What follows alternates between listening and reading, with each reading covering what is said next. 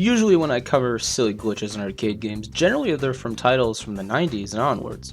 But today let's go back to 1980 and cover one of the first scoring glitches to ever exist, in Phoenix.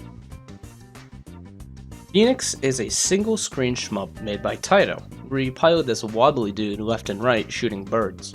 Stage 1 and 2 will feel reminiscent of Galaxian, where the enemies are stationary before flying down at you. Stage 3 and 4 has them spawning as eggs, before coming to you as large birds, and Stage 5 will have a big base that you need to shoot through to hit a core. Destroying the core will go back to Stage 1 with increased difficulty and different enemy patterns, a loop if you will. The scoring rate in Phoenix is pretty low. One loop clear will nab you just about a few thousand points, but there's a bug to get 200,000 points right away if certain conditions are right.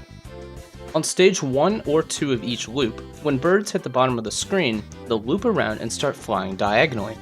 Killing these birds when they're like this will give you a small bonus.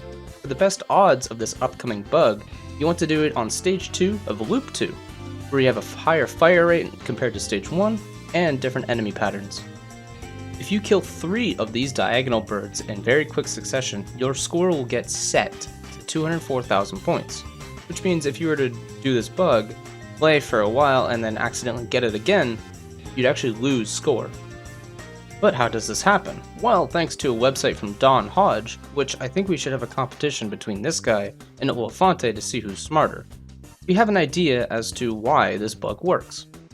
Bird death animations are in a table from bytes 4370 to 437F. When the diagonal birds die, they pull from bytes 4378 to 437B and 437C to 437F.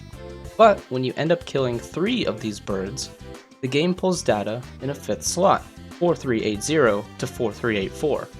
Now of course this is unintended, as 4381, 2, and 3 are actually used for the player's score. Byte 4381 will get set to 20 during the initial explosion, whereas 4382 will get set to 41 or 42, and 4383 is basically random from 0 to 99.